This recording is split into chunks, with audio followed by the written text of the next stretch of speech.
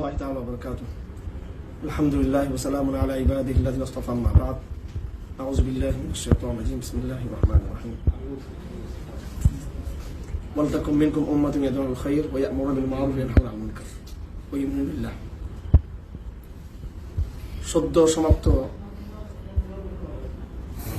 স্বৈরতন্ত্র বিরোধী আন্দোলন, ছাত্র আন্দোলন, পরবর্তীতে যেটা নাগরিক সমাজ আন্দোলন রূপান্তরিত হয়েছিল, আপনারা সকলে জানেন। এই আন্দোলন প্রথমে একটি বিশেষ দাবিকে কেন্দ্র করে ছাত্রদের মধ্যে সীমাবদ্ধ থাকলেও পরবর্তীতে এটি আরো বৃহত্তর অধিকার আন্দোলন পরিণত হয় এবং স্বৈরতন্ত্রের আগ্রাসী নীতির কারণে এবং গণহত্যার কারণে এটা গণবিপ্লবে রূপান্তরিত হয় এবং এই আন্দোলনের সাথে নাগরিক সমাজের সাথে, ছাত্রদের সাথে ব্যাপকভাবে ইসলামপন্থীদের, বিশেষ করে মাদ্রাসা ছাত্রদের বড় ধরনের পার্টিসিপেশন ছিল এই আন্দোলনে এবং স্যাক্রিফাইস ছিল তাদের। আমরা অত্যন্ত দুঃখের সাথে লক্ষ্য করছি যে এই আন্দোলনে কওমি মাদ্রাসা ছাত্র ওলামাদের স্যাক্রিফাইসের বিষয়টিকে এড়িয়ে যাওয়া হচ্ছে অথবা এটাকে অস্বীকার করা হচ্ছে। আমি শুধু একটা উদাহরণ দিচ্ছি এখানে। আমার ভাই জামি ইসলামে পড়িয়া মাদ্রাসা, বিখ্যাত মাদ্রাসা বাংলাদেশের চট্টগ্রামের, হাজার হাজার ছাত্র সেখানে রয়েছে।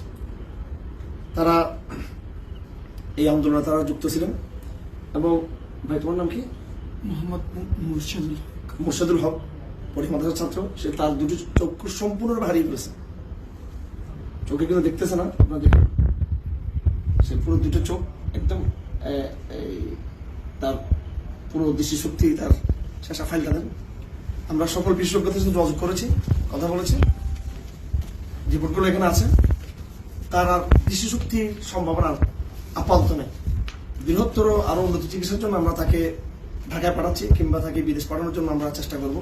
কোনো মতো চোখের এক কোণা দিয়ে হলেও যদি সে এই মুক্ত দুনিয়াকে দেখতে পায়। এটা একটি উদাহরণ। এরকম হাজারো, এরকম আরো বহু উদাহরণ রয়েছে, অগণিত উদাহরণ রয়েছে। এগুলো তার রিপোর্ট। উদাহরণ হচ্ছে যেখানে ওলামায়ে কেরামদের এবং কওমি তরুণ ছাত্রদের অনেক বড় স্যাক্রিফাইস। প্রায় অর্ধশত কওমি আলেম ছাত্র শহীদ হয়েছে এবং শত শত ছাত্র আহত হয়েছে আমাদের আন্দোলন। সুতরাং বাংলাদেশে এই অধিকার আন্দোলনের সাথে ইসলাম যুক্ত আছে। এই আন্দোলনকে কেন্দ্র করে আগামী দিনে যে নতুন বাংলাদেশের পুনর্গঠন হবে, সেখানে ইসলামকে কোনোভাবেই এড়িয়ে যাওয়া চলবে না। এটাই এই হারানো দুই চোখের আর্তনাদ।